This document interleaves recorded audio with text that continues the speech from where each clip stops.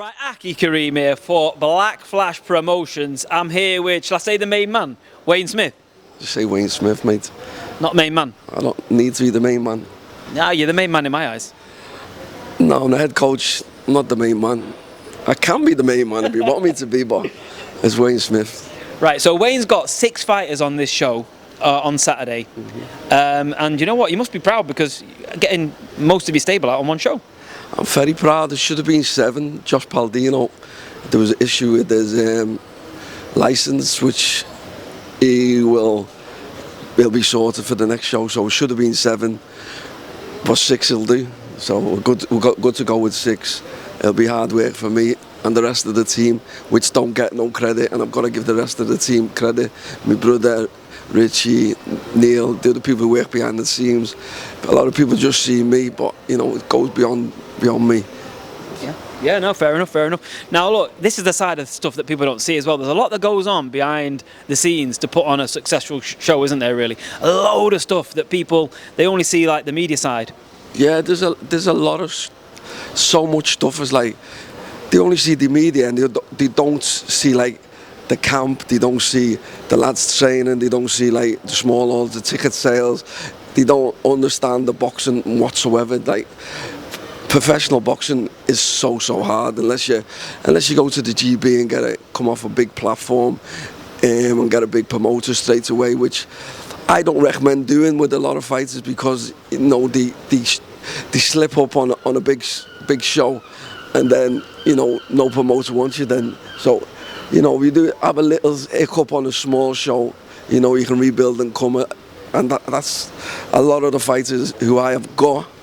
You know, they have had losses within like the first couple of fights, and that will just wake them up, and the fear of that happen again.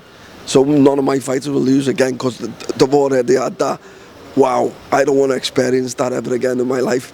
So do you know what it's like? It's like you know. I didn't say you. I said a lot.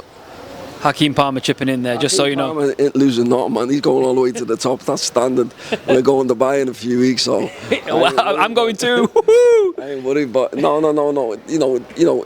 You spoke to Rio before. Rio turned over 18 under 10 amateur fights. You know, he walked in the ring thinking, yeah, I think this is a walk in the park, and his nerves got to him.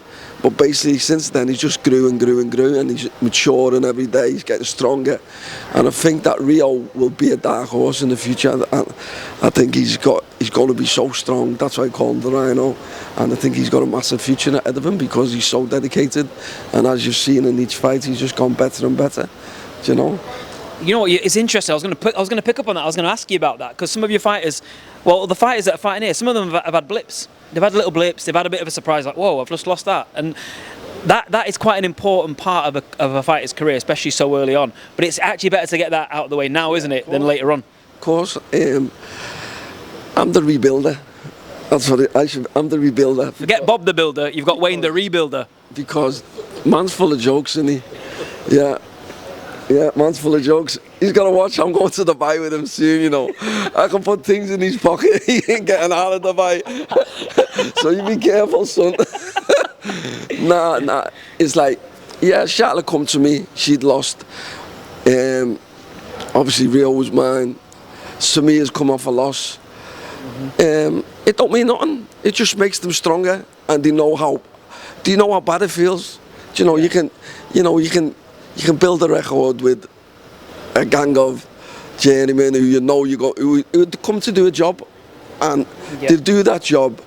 The kid will sell a lot of tickets, and then when he actually fights somebody of any relevance, he'll get beat, and you might never see that kid fight again because it mentally does them the way they've had that mentally upset earlier on. Now it's like they don't want that to happen. They're terrified of that happening again. Charlotte won't happen. It won't happen to her again. She's terrified. Rio's terrified. James Francis come to me. He doesn't want it to happen because James is so strong, and he doesn't know how strong he is, and he doesn't know how good he is. It's like James is the dark horse, mate. He's very good. He's very strong, you know. But you know, it's just building, and you know, everyone's. the camaraderie in the gym, the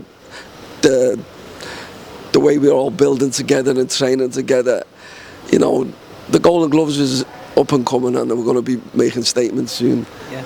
You know, No, it's great. It's great to see this. It's great to see a show where you're getting a lot of your stable out, like I said before. And you know, it's interesting because you and Pat, like the way you work together, it's great because you're giving the fighters from. You've always given the fighters from Liverpool and Manchester in particular, and those other areas, a real good platform.